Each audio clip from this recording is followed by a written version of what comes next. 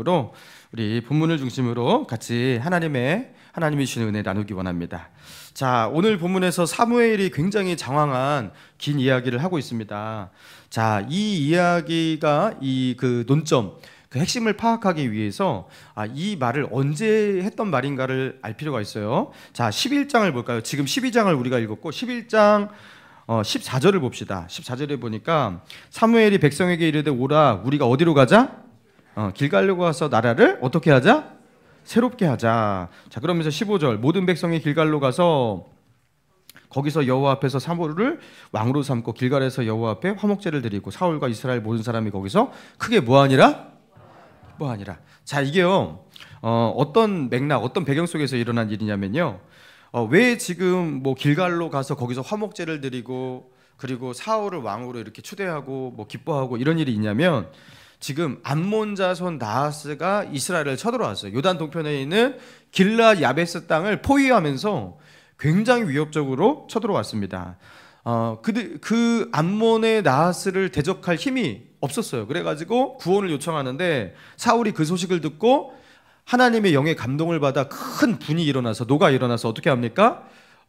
두 마리의 소의 각을 떠가지고 온 이스라엘로 보내가지고 징집 명령을 내리잖아요. 군사 동원령을 내립니다. 자, 그러면서 그 군사들을 다 이스라엘 곳곳에서 모아가지고 어떻게 합니까? 새벽에 암몬을 그렇게 기습을 하면서 암몬의 나하스의 위협에서 이스라엘을 구원하는 그런 역사적인 그런 일들이 벌어지게 된 겁니다. 자, 그러면서 처음으로 왕이 세워진 뒤에 처음으로 왕이 중심이 되어서 외세에 그 당시에 이제 떠오르는 가장 강력한 그 대적들이 블레셋과 함께 그 동방에 있는 그 암몬이었던 거예요. 근데 그 암몬의 위협 가운데서 이스라엘을 그렇게 구원하게 된 거예요. 그래서 자, 봐라, 이제 사울이 이제 실력으로도 왕이 되기에 적합한 사람으로 이제 증명이 된 거예요.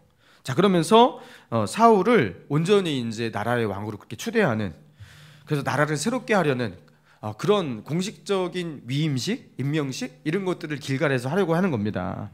기쁜 순간이죠. 승리의 기쁨도 있고 나라가 새로워지는 기쁨도 있고, 그리고 이제 이 분위기 속에서 우리 나라가 얼마나 견고해질까 소망도 있고. 자, 그런데 사무엘이요, 오늘 본문에서 이런 분위기와 매우 어울리지 않는 그런 발언을 하고 있는 거예요. 이렇게 기쁘고 즐겁고 흥분된 시간 속에서 사무엘이요, 어떻게 보면은 그 분위기에 찬물을 끼얹고 있는 그런 말을 하고 있는 겁니다. 자, 1절 봅시다. 자, 1절 시작. 온 이스라엘에게 이르되 보라, 너희가 내게 한 말을 내가 다 듣고. 2절도 시작. 이제 왕이 너희 앞에 출입하느니라.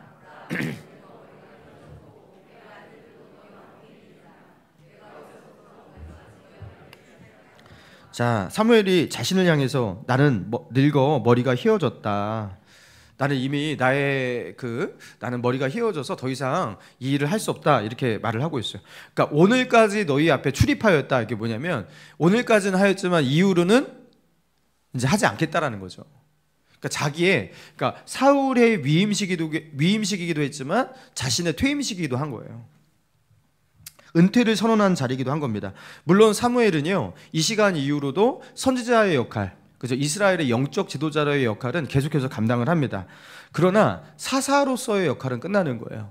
사사는 군사적인 지도자도 되고 행정적인 어떤 중심도 잡는 어떤 그런 사람입니다. 이스라엘의 전체적인 어떤 지도자가 되는 그 사사의 역할이 있었는데, 그 사사로서 가지고 있었던 그런 정치적인 책임의 자리, 군사적인 수장의 자리, 그 위치에서 물러나게 되고 이제는 그 자리를 누구에게 내어주는 거예요? 사울에게 내어주고 있는 겁니다. 자, 그러면서 사무엘이 하고 있는 그 말을 주목해야 되는데 3절 보니까 내가 여기 있나니 여호와 앞과 그 기름 부음 받은 자, 그 기름 부음 받은 자는 사울을 말하는 거예요.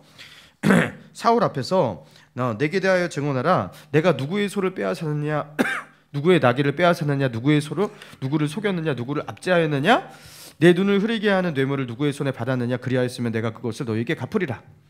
그러니까 4절에 그들이 뭐라고 대답해요? 당신은 우리를 속인 적 없고 압제한 적 없고 빼앗은 것도 없습니다. 자, 그러면서 5절 사무엘이 백성에게 이르되 너희가 내 손에서 아무것도 찾아낸 것이 없음을. 그러니까 잘못한 것 사울이 뭐 이렇게 자신이 가지고 있는 그 권력, 그 힘을 가지고서 그걸 이용해서 자신을 치부시킨다든가, 그죠? 누구를 괴롭게 한다든가, 뭐 그런 거 아무것도 없었다라는 거예요. 자, 그러면서 내가 잘못한 것이 없다라는 것을 하나님 앞과 그리고 이 사울 앞에서, 너희 앞에서 내가 분명히 말한다, 이렇게 하고 있는 거예요. 그러니까 사울이 셀프 청문회를 연 겁니다. 자기 스스로. 자, 봐라, 내가 그런 적 있냐? 없다. 내가 이런 적이 있냐? 없다. 하면서 셀프 청문회를 연 거예요. 자, 무엇 때문에 이렇게 셀프 청문회를 열고 있는 겁니까? 사무엘이 이렇게 하고 있는, 이런 질문을 던지고 있는 의도가 무엇입니까? 자기의 명예를 지키기 위해서? 뭐 오해가 있었나요? 오해는 없었어요. 사무엘이 이렇게 좋은 사람이라는 것, 좋은 지도자였다는 것 모두가 알고 있습니다. 그러니까 그렇다면 무엇 때문에 갑자기 셀프 청문회를 열어서 내가 그렇게 한 적이 있느냐, 이런 질문을 던지고 대답을 듣는 그 의도가 무엇일까? 왜 이렇게 하고 있는 것일까요? 자, 그 의도를 파악하기 위해서 그 뒷부분도 보아야 돼요. 6절, 사무엘이 백성에게 이르되 모세와 아론을 세우시며 너희 조상들을 애굽 땅에서 인도하여 내신 이는 누구시니? 자, 갑자기 이제 여호와 하나님 얘기를 하고 있습니다. 그러면서 7절, 그런즉 가만히 서 있으라. 여호와께서 너희와 너희 조상들에게 행하신 모든 공의로운 일에 대하여 내가 여호와 앞에서 너희와 담론하리라. 자, 지금까지는요, 사무엘과 백성 사이에 내가 잘못한 것이 있냐? 이 얘기를 했어요. 이런 담론이었어요. 근데 지금은 이제는 화제를 전환해서 하나님과 너희 사이에 담론을 하겠다, 이렇게 말하고 있는 거예요. 나와 너희 사이에 얘기를 했다. 난 잘못한 거 없지? 이제 하나님과 너희 사이에 얘기를 하겠다, 이렇게 말하고 있는 거예요. 그러면서 8절, 야곱이 애굽에 들어간 후 너희 조상들이 여호와께 부르짖음에, 애굽에 종살이했던 400년의 시간을 말하는 거죠. 여호와께서 모세와 아론을 보내사 그 두 사람으로 너희 조상들을 애굽에서 인도하여 내어 이곳에 살게 하셨으나, 9절 시작, 그들이 그들의 하나님 여호와를 잊은지라 여호와께서 그들을,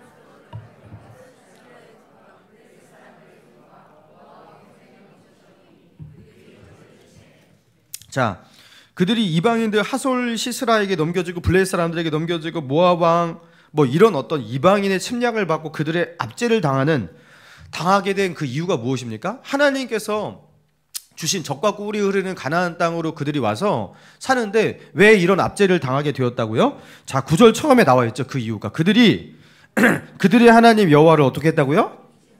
잊은지라. 그들을 애굽 땅에서 이끌어내어서 그들을 구원하신 하나님, 그래서 그 가나안 땅을 그들에게 선물로 주시고 자기 백성 삼으시고 그들을 자유인 되게 하셨던 하나님, 그들을 구원하신 그들의 하나님을 잊으면 돼요, 안 돼요?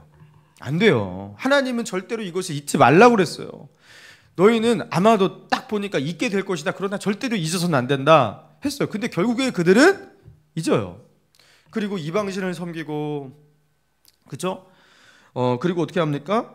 이 땅에서의 번영과 그리고 탐욕들, 뭐 이런 것에 치우친 삶을 살아가고, 그러면서 하나님을 잊어요. 그러니까 하나님을 잊으면 하나님께서 어떻게 하시냐? 하나님은 항상 똑같아요. 그들이 하나님을 잊으면 하나님은 이방인들을 일으켜서, 그죠? 그들이 이들을 침략하고 이들을 압제하게 만드시는 거예요. 자, 그러면서 그들이 이방인의 손에 넘어가게 된 겁니다. 넘겨지게 된 겁니다. 자, 그런데 이방인의 손에 그렇게 넘겨져서 이제 빠이빠이 너희와 관계 끝이야, 이렇게 하지 않아요. 하나님은 어떻게 하십니까? 10절, 백성이 여호와께 부르짖어 이르되 우리가 여호와를 버리고 바알과 아스타롯을 섬김으로 범죄하였나이다. 그러니까 회개를 말하는 거죠. 우리가 우상을 섬기고 범죄했습니다 하면서 회개를 해요. 그러하오나 이제 우리의 원수들의 손에서 건져내소서, 그리하시면 우리가 주를 섬기겠나이다 하면서 하나님께 구원을 요청해요. 우리 범죄했으니까 우리 용서하시고 우리를 좀 이 고통에서 구원해 주세요. 그러면 하나님께서 어떻게 하세요? 11절 시작, 여호와께서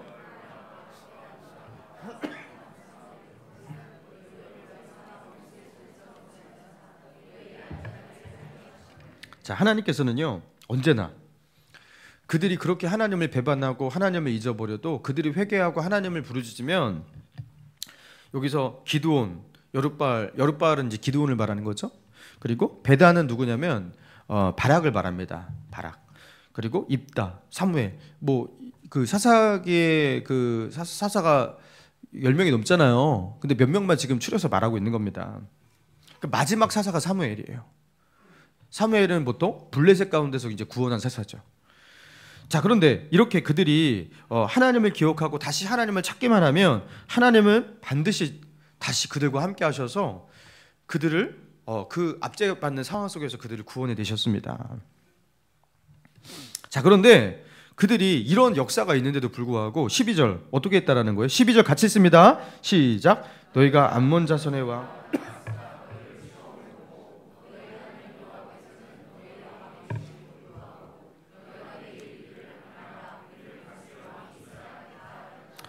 자, 그들이 이렇게 하나님께서 그들을 구원하신 구원의 역사가 있고 그 맥락이 있고 상황이 있는데, 자, 그들은 그 하나님에 대해서 잊으면 안 돼요. 그런데 그 하나님을 결국 잊고 타락했었고 이방의 손에서 넘겨졌었고, 그럼에도 불구하고 회개하면 다시 그들을 구원했었고, 자, 이런 하나님이에요.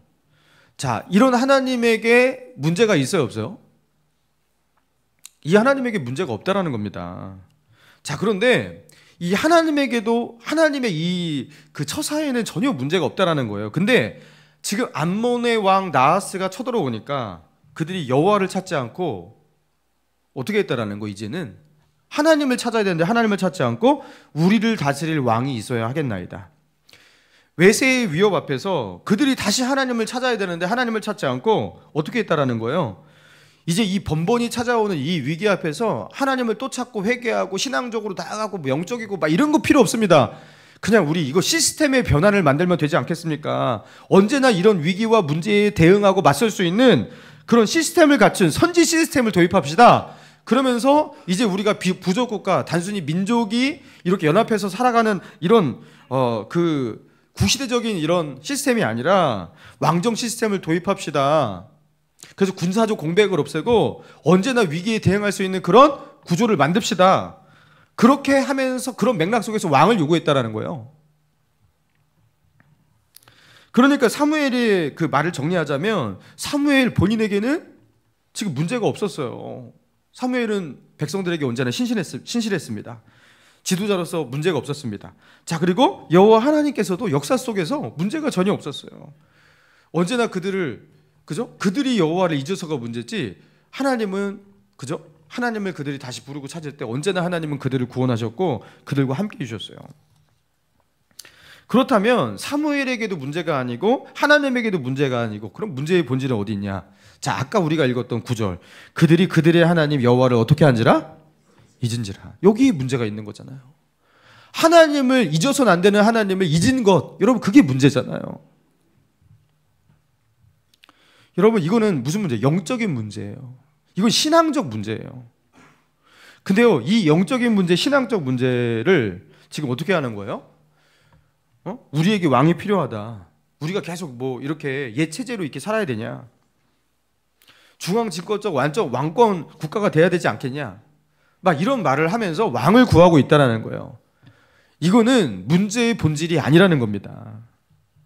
그래서 사무엘이 암몬의 그 나하스의 위협에서 이스라엘이 극적으로 승리하고 그 승리의 기쁨을 만끽하고 있고, 길갈에서 막 축제가 벌어지고 있는 이 와중에 마치 찬물을 끼얹은 듯한 이 말을 하고 이 장황한 이야기를 하면서 이런 말들을 하고 있는 이유가 뭐냐라는 거예요.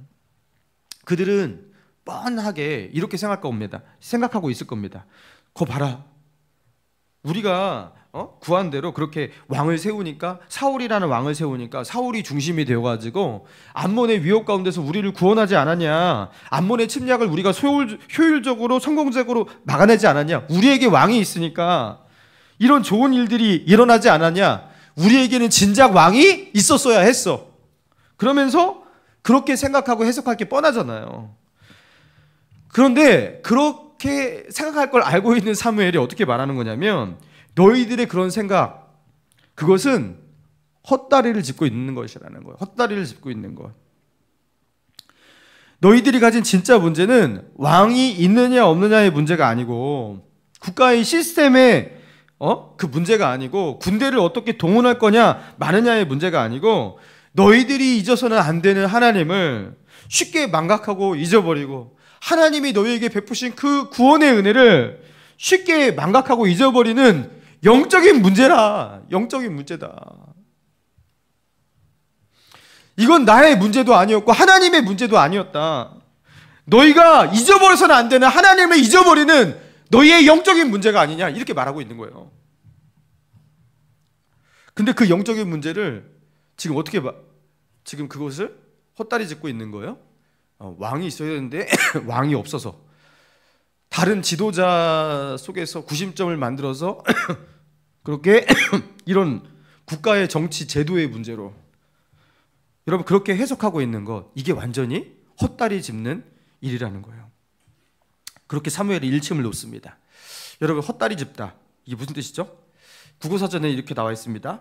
대상을 잘못 파악하여 이를 그르침, 대상을 잘못 파악하여 아무런 성과 없이 끝남. 사전에서의 정의예요. 그들은 자신들이 겪고 있는 이 문제의 본질이 뭔지를 제대로 보지 못하고 있어요.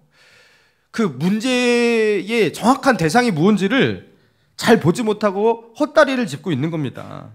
하나님은요, 사무엘의 입을 빌려서 그들의 이 헛다리를 짚는 듯한 그들의 잘못된 생각과 해석을 그렇게 사무엘의 입을 빌려서 말씀하고 있는 겁니다. 누군가는 그렇게 말하지 않겠습니까? 우리도 다른 나라처럼 이렇게 왕을 세우고 왕정 시스템, 왕권 국가를 만들어서 이렇게 군사적 공백을 최소화하고 중앙집권적 왕권 나라를 만들고 군사를 양성하고 그러면 이방의 침략에 늘 준비할 수 있고 우리도 그 안정된 나라를 만들 수 있다. 그러니까 사람들이 주위에서 옳소, 맞다, 와, 현명합니다, 막 지혜롭습니다, 막 이러지 않겠습니까? 자, 그런데 하나님은 그게 아니라는 거예요. 이 문제의 본질은 너희가 하나님의 백성이 하나님을 망각하는 거라는 거예요. 자, 그래서 13절 보니까요, 이제 너희가 구하는 왕, 너희가 택한 왕을 보라. 여호와께서 너희 위에 왕을 세우셨느니라. 너희가 만일 여호와를 경외하여 그를 섬기며 그의 목소리를 듣고 여호와의 명령을 거역하지 아니하며 또 너희와 너희를 다스리는 왕이 너희의 하나님 여호와를 따르면 좋겠지만은, 자, 15절은 같이 했습니다. 시작. 너희가 만일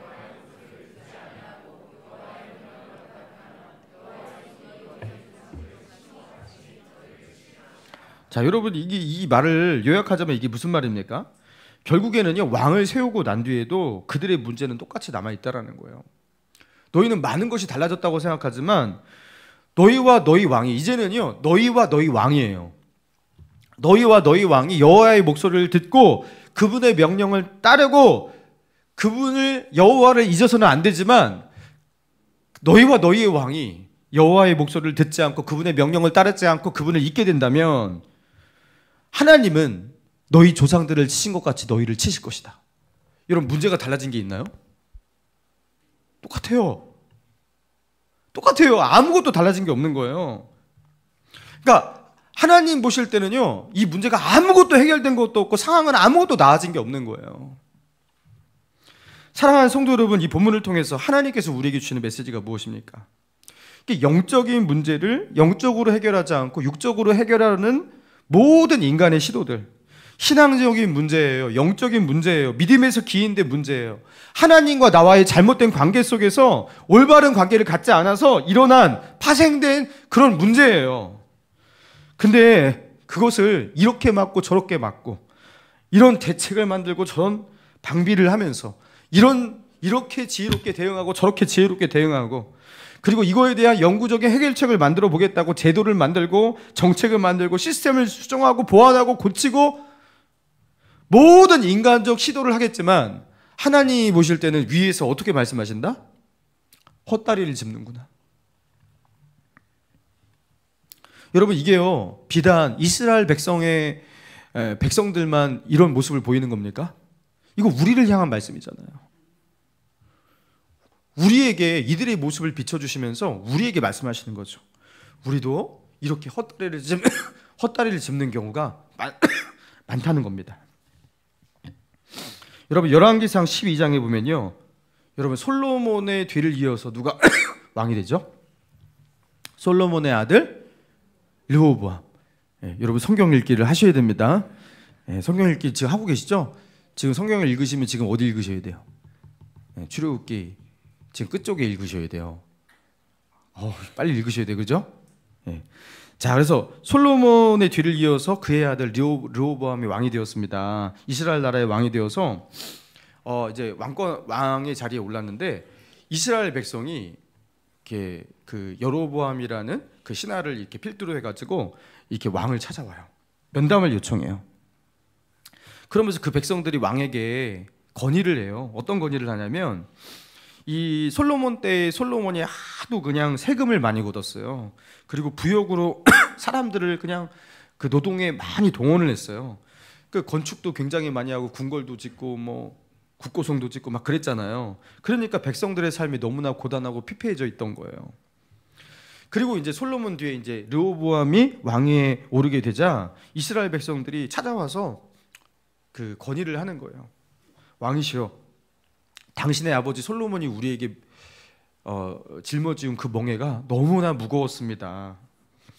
그 멍에, 그 고역 때문에 우리가 너무나 힘드니 그걸 좀 가볍게 해주십시오. 그렇게만 해주신다면 우리는 왕의 백성이 되어서 왕에게 충성하겠습니다. 여러분, 이 요구가 그렇게 잘못된 게 아니었어요. 왜냐하면 솔로몬이 정말로 많은 세금, 그죠, 많은 부역 이런 것들을 하면서 백성들이 정말로 힘들었거든요. 자, 그런데 이 솔로몬 왕이 뭐 이런저런 조언들을 듣잖아요. 그러고서 결국에는 어떻게 대답을 합니까? 열왕기상 12장 11절에 내 아버지께서 너희에게 무거운 멍에를 매게 하였으나 이제 나는 너희의 멍에를 더욱 무겁게 할지라. 내 아버지는 채찍으로 너희를 징계하였으나 나는 전갈 채찍으로 너희를 징계하리라. 솔로몬이요, 대단한 실수를 합니다. 그러니까 이 문제를 어떻게 보고 있었냐면 이 백성들이 지금 얼마나 고통 속에 살아왔으면, 그죠? 이 자기의 아버지가 백성들에게 짊어지운 그 무거운 그 멍에가 무엇인지에 대해서 제대로 알지 못하고 그 문제의 심각성을 알지도 못하고 얘네들이 왕이 바뀌고 나니까 이제 막 왕위에 오른 나를 만만하게 보고 아주 지금 나한테 감히 와갖고 이런 거 저런 거 요구하고 있구나 하면서 자신을 향한 도전으로 해석을 하고 있는 거예요. 자신의 아버지 솔로몬이 백성들에게 정말로 그렇게 많은 세금으로 부역으로 어떻게 착취에 가까운 그런 일을 했다라는 것, 이거 생각하지 않고 백성 입장에서 살피는 마음 1도 없이 이렇게 대응을 해버린 겁니다. 이게 완전 헛다리를 짚은 거죠. 그리고 이 문제로 인해서 이게 어떻게 됩니까? 유다와 베냐민 지파를 제외한 모든 이스라엘 지파가 솔로몬에게서 그 르호보암에게서 등을 돌립니다. 그리고 이때부터 북이스라엘과 남유다 분단 국가가 돼요. 이것 때문에. 그죠? 그래서 이후의 역사는요, 정말 비참해지는 게 이스라엘이 이방 나라와 싸우는 것도 쉽지가 않은데 북이스라엘과 남유다가 서로 싸워요. 서로 원수같이 싸우고 죽이고. 자, 이런 비극이 어디서 시작이 된 겁니까? 이런 비극이. 그의 아버지 솔로몬, 그 르호보암의 아버지 솔로몬이 정략 결혼으로, 그죠? 이방 민족의 공주들을 예루살렘으로 데리고 오죠. 나라의 안정을 위해서, 평화를 위해서, 그죠? 정략 결혼을 하고 이방 신을 섬기는 문화들을 예루살렘에서 그렇게 다 허락을 합니다. 그러면서 예루살렘이 영적인 혼돈 가운데 들어가게 돼요. 그리고 그 영적인 혼돈 가운데 솔로몬도 타락해요. 그리고 그 혼돈이 이 르호보암 자식에게도 그렇게 온 거예요. 제대로 된 분별력이 없습니다. 제대로 된 그죠? 자기의 문제가 무엇인지, 이 시대의 문제가 무엇인지, 이 민족과 나라의 문제가 무엇인지 분별을 해내지 못합니다. 헛다리를 짚습니다. 이 문제의 본질은 어디서 시작이 된 거예요? 여러분, 지금 나라가 완전히 엉망이 되었거든요. 어디서 시작된 거예요? 자기 아버지 때부터 시작된 그 하나님의 은혜와, 그죠? 하나님의 축복 속에서 왕위에 올라가지고 하나님이 주신 부귀 영화와 권세를 누리고 있었던 그 솔로몬인데, 하나님이 주신 은혜를 잊어버렸어요. 솔로몬이, 자기의 아버지가. 그리고 하나님을 떠나버렸어요. 아버지가. 거기서부터 시작된 일이었어요. 이 문제의 본질은 그것이에요. 여호와를 잃어버리고 영적으로 타락하게 된 것. 거기서부터 모든 문제가 시작이 되면서 이 지경까지 오고 나라가 남북으로 갈라지고 그렇게 된 겁니다. 그리고 여러분 이 나라는 결국에 어떻게 됩니까? 결국에 왕을 세우자 했던 이 왕의 나라는 북이스라엘 뭐 400년도 가지 못하고 남유다 500년도 가지 못합니다. 그래서 이 왕권국가인데 왕권국가가 다 왕정국가가 500년을 채 넘기지 못하고 아수르와 바벨론에 의해서 멸망당하고 역사 속에서 이 이스라엘의 왕권국가는 사라집니다. 물론 나중에 그저 소소하게 재건이 되지만 제가 신대원 때였습니다. 그 같이 이렇게 친하게 지냈던 한 전사님이 계셨는데 이게 학부 때도 이분은 신학을 했었어요. 저는 이제 학부 때 그 뭐 철학을 했었고 또 일반 학문을 했었고 이제 신대원 때는 이제 다 이제 3년 동안 MDB 신학을 하잖아요. 이제 그러면서 이제 뭐 기숙사도 같이 뜨고 친하게 지냈던 분인데 이분이 참 이렇게 교회 사역을 저보다 학부 때부터 전도사로 사역을 하셨더라고요. 그래서 사역 얘기를 참 많이 해주고 그리고 특히 교회에서 일어난 어떤 은혜스러운 이야기들, 부흥의 이야기 그런 것들을 많이 해주셨어요. 자기가 이제 중고등부 학생들을 맡고 있는데 중고등부에 날마다 이렇게 부흥이 일어나는 거예요. 그래서 제가 특히 들어보니까 어떻게 이렇게 애들이 이렇게 많아지고 부흥이 되는지 너무 신기하잖아요. 그러면서 막 이렇게 나도 저 전도사님처럼 저렇게 사역을 잘하고 싶은데 하면서 막 이렇게 관심 가지고 듣고 그랬습니다. 그러니까 이분이 이제 결론은 이제 왜 이렇게 사역이 잘 되고 이렇게 부흥하게 되냐? 자기가 설교를 너무 잘한다라는 거예요. 이제 결론은 항상 그거더라고요. 자기가 설교를 되게 잘한다. 근데 이게 어느 정도까지 가냐면 담임 목사님이 자기 설교에 너무 은혜를 받으셔서 이렇게 강단에 자기를 늘 세우신대요. 그래서 도대체 설교를 얼마나 잘하면 저렇게 되는 거야 하면서 저는 저렇게 설교 저도 가르쳐 주세요. 어떻게 하면 되는 거예요? 말하면서 막 이렇게 할 정도로 막 전사님들 우르르 몰려가고 입 벌리고 듣고 있고 막 이랬어. 설교를 그렇게 잘하신다는 거예요. 근데 이분이 3년 내내 그런 얘기를 하시는 거예요. 3년 내내. 그래서 정말 저분은 위대한 한 대한민국의 사역자가 되시겠다 막 이러고 있었거든요. 야. 근데 그분의 설교를 저는 한 번도 들어본 적이 없으니까 이제 그대로 믿고 그렇게 있었던 거예요. 근데 어느 날 이제 제가 그분이 사역하는 그 교회에 평신도였는데 제가 몰랐어요. 제가 친한 분인데 그 교회에 사역하는 어떤 그 평신도 분을 알고 보니까 그 교회에서 출석하고 있는 성도였어요. 그래서 그 위대한 전사님 거기 사역하고 계시는데 거기 뭐 전사님 알고 계시잖아요. 당연히 알죠. 뭐 그렇게 하는 거예요. 그래서 제가 그분이 그렇게 사역을 잘하신다고 그냥 그분이 뭐만 하면은 그냥 중고등부도 부흥하고 막 그런다고 들었습니다. 그런데 이분이 이렇게 뭐 이렇게 반응이 없는 거예요. 이분이.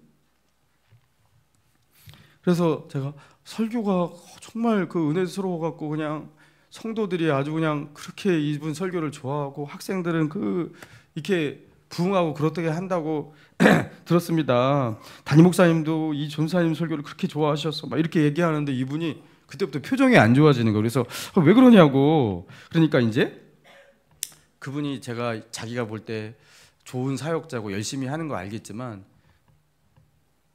이분이 설교를 그렇게 못한대요. 그게 아쉽다는 거예요. 내가 평신도로서 이런 말을 해서는 안 되겠지만 하면서 이분이 설교가 너무 부족해갖고 막 이렇게 말씀을 하시는 거예요. 전 너무 충격인 거예요 이게. 피드백이 너무 다른 거예요. 그래서 하시는 말씀이 이분이 조금 이렇게 설교 준비를 조금 더 잘해 오셨으면 좋겠고 근데 이 마음이 나만 가진 게 아니라 다른 분도 가진 것 같다고 막 이러면서 이런 말을 하는 거예요. 그러면서 제가 3년 동안 도대체 나는 무슨 소리를 듣고 있었던 것인가. 여러분 이거를 뭐라고 합니까? 전문 용어로 두 글자로 자뻑이라고 합니다. 전문 심리학적 용어가 있잖아요. 그죠? 자뻑.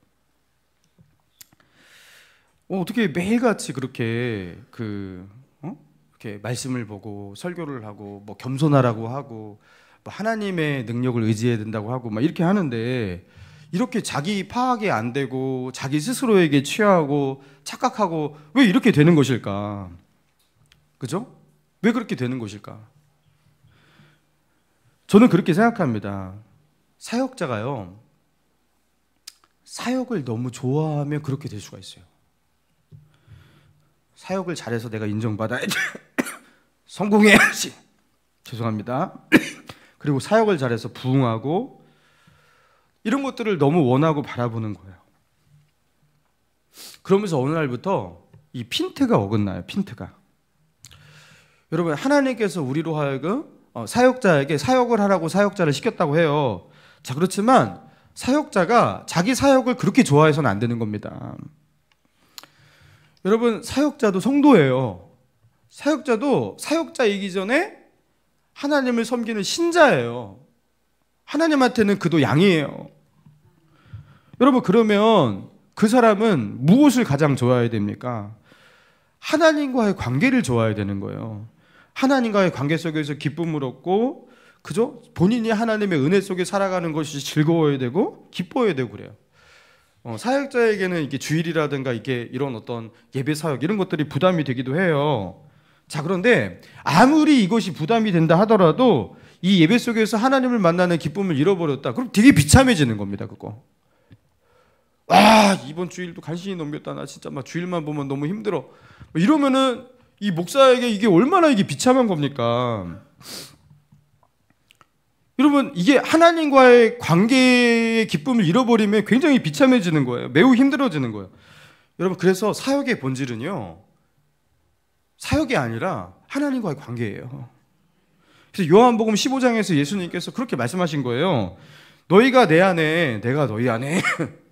너희와 나는 포도나무와 그 가지와의 관계다. 너희가 내 안에, 내가 너희 안에. 그렇게 우리가 연합을 하면, 가까이 있으면 너희는 열매를 많이 맺을 것이다. 그러나 나를 떠나서는 아무것도 할 수 없을 것이다. 사랑하는 성도 여러분, 우리 목감신일교회를 너무나 사랑하시는 성도님들 진짜 많으시잖아요. 그죠? 그리고 사역에 정말로 성실하시고 충성하시는 분들이 참 많은 교회예요, 이 교회는. 근데 사역에 집중하시느라고, 그죠? 내가 충성하겠다고 하면서 하나님과의 관계를 놓치고 있다면 지금 헛다리 짚고 계시는 겁니다. 아까 그 말했던 그 전사님이 막 그 자뻑에 취해가지고, 이게 나중에 이분이 허언증인가 싶더라고요. 왜 그렇게까지 변한 겁니까? 왜 그렇게 헛다리를 그렇게까지 짚고 있는 겁니까? 본인과 하나님과의 관계. 그럼 목사도요, 본인과 하나님과의 관계가 가장 중요해야 되는 거예요. 이걸 먼저 챙겨야 되는 거예요. 여러분, 축구에서 그 헛다리 짚기 기술이라고 알고 있습니까? 오늘도 어김없이 또 손흥민 얘기하려고 더 밑밥 까네. 그 헛다리 짚기라고, 여러분, 이거는요, 그 누가 잘 쓰냐면 옛날에 그 이용표 선수 알죠? 풀백 이용표 선수가 그 헛다리 짚기, 밖으로 안으로 공을 막 칠 것 같이 하면서 이렇게 휘저으면서 이렇게 크리스티아누 호날두도 되게 잘 쓰는, 그죠? 손흥민도 가끔 쓰는 그런 기술이에요, 헛다리 짚기. 이게 뭐냐면 이렇게 공을 가지고 있는 선수가 헛다리를 짚으면서 그 마크하는 그 수비수가 공을 칠 듯 하면서 안 치는 거잖아요. 그러면서 그 수비수의 타이밍을 빼앗는 거예요. 중심을 빼앗는 거예요. 그러면서 그 타이밍과 중심을 살짝 빼앗을 때 상대를 벗겨내면서 그때 슛을 한다든지 뭐 패스를 넣는다든지 센터링을 올린다든지, 이게 헛다리 짚기 기술이에요. 그러니까 상대를 속여서 벗겨내서 이렇게 상대가 나를 방어하지 못하게 만드는 그런 기술입니다. 자, 그러니까 이 헛다리 짚기 기술이요, 사실은 사탄이 우리에게 사용하는 영적인 전술이기도 한 겁니다. 우리가 본질을 보지 못하고 중심을 잡지 못하도록 현란한 기술로 다른 것에 주목하도록 그렇게 만드는 거예요. 우리가 하나님 앞에 집중하는 그 집중력을 빼앗고 타이밍을 빼앗기 위해서, 그렇죠? 이 현란한 것들 다른 것에 그렇게 주목하게 만드는 거예요. 여러분, 우리가요 사탄의 이 헛다리 짚기 기술에 굉장히 많이 넘어간다라는 겁니다. 이게요 사탄이 이것을 원해요. 여러분, 여기에 넘어가지 않고 우리가 그죠? 무너지지 않기 위해서 어떻게 해야 됩니까? 히브리서 12장 1절, 이러므로 우리에게 구름같이 둘러싼 허다한 증인들이 있으니 모든 무거운 것과 얽매이기 쉬운 죄를 벗어버리고 인내로서 우리 앞에 당한 경주를 하며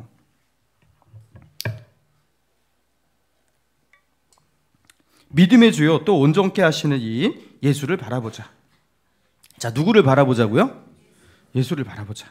그는 그 앞에 있는 기쁨을 위하여 십자가를 참으사 부끄러움을 개의치 아니하시더니 하나님 보좌 우편에 앉으셨느니라. 자, 11장에서는요 믿음 이야기를 많이 했잖아요. 히브리서 11장이 믿음장이잖아요. 자, 우리가 이 믿음의 싸움에서 승리하기 위해서 여러 가지 무거운 것들, 얽매이기 쉬운 죄들, 죄악들이 있지만 우리가 거기에 현혹되지 않기 위해서 어떻게 해야 한다? 믿음의 주요 온전케 하시는 예수를 바라보자. 자, 이 바라보자라고 말을 했는데요, 이거는요 맥락상 이게 무슨 뜻이냐면요, 산만해지지 말자는 뜻이에요. 사실은 산만해지지 말자, 이것저것 신경 쓰지 말자, 우리의 시야를 분산시키는 것들로부터 그렇게 넘어가지 말자, 사탄의 헛다리 짚기 기술에 넘어가지 말자. 저게 막 큰 위협같이 문제같이 다가오지만 사실 그것이 크게 문제가 되지 않는다. 믿음으로 이기면 된다. 우리의 시야를 분산시키는 것들로부터 우리가 넘어가지 말고 예수 그리스도에 주목하자, 이 소리예요. 여러분, 예수 그리스도를 바라보시고 그분에게 주목하시기 바랍니다. 하나님과의 관계를 붙들지 않을 때 우리는요 넘어가게 돼 있는 거예요. 헛다리 짚기가 시작이 되는 겁니다. 그래서 우리는 어떻게 합니까? 아, 내가 그때 그랬으면 안 됐는데, 그때 그런 노력을 조금만 더 했더라면, 다음에 내가 그런 실수를 안 하면 돼. 조금만 상황이 나았더라면, 그 사람이 그때 그렇게 나에게 안 했더라면 하면서 원망하고 뭐 되짚고 이렇게 했으면 저렇게 했으면, 그러면서 헛다리 짚기 1, 헛다리 짚기 2, 헛다리 짚기 3, 그 헛다리 짚기 10, 헛다리 짚기 100 막 이런 식으로 나가는 거예요. 처음부터 끝까지 다 헛다리예요. 이게 뭐가 문제인지를 정확하게 보지를 못하는 거예요. 뭐가 어디서부터 잘못되어서 이런 일들이 일어나고 나에게, 그죠? 이런 산만함과 이런 부산스러움이 있고 내가 어디서부터 이렇게 떨어지게 되었는지를 알지를 못하는 거예요. 사랑하는 성도 여러분, 영적인 문제가 얼마나 삶의 근원적인 문제이고 전체적인 문제이고 인생의 모든 것과 관계된 문제인지를, 이게 얼마나 나에게 결정적인 문제인지를 아직도 깨닫지 못하고 방황하고 있다면 우리는 지금도 헛다리를 짚고 있는 겁니다. 이거 왜 그랬어? 당신 때문 아니야. 이렇게 말하면서 그때 그 일만 없었더라면 이게 다 헛다리거든요. 이게 단지 그 에덴 동산의 선악과를 생각해 보시기 바랍니다. 여러분, 그게요 단지 먹느냐 마느냐의 문제였어요? 아니잖아요. 여러분, 그건 단순히 어떤 열매를 먹을까 말까, 먹느냐 마느냐의 문제가 아니라 거기에 그들의 모든 것들이 달려있는, 그들의 생명과 그들의 인생과 그들의 모든 운명과 삶과 영혼과 그들의 모든 후손과 모든 역사, 그 모든 것들이 달려있는 게 그 선악과예요. 영적인 문제는요 이렇게 전체적인 문제예요. 근데 그것을, 그 신앙의 문제를 축소시키고 우리는 여전히 지금도 헛다리 짚는 거예요. 헛다리 짚는 거예요. 여러분, 우리는 어떻게 해야 합니까? 어떻게 해야 합니까? 하나님, 나의 눈을 열어 보게 하소서. 하나님께 기도하셔야 돼요. 더 이상 이런 방황을 끝내고 헛다리 짚는 것 이제 끝내고, 하나님, 나의 눈을 열어 주를 보게 하옵소서. 나의 영안을 열어 하나님을 보게 하시고 주님을 보게 하시고 이 세상의 주관자가 누구인지를 보게 하시고 나의 문제가 무엇인지를 보게 하소서. 여러분, 그렇게 기도해야 돼요.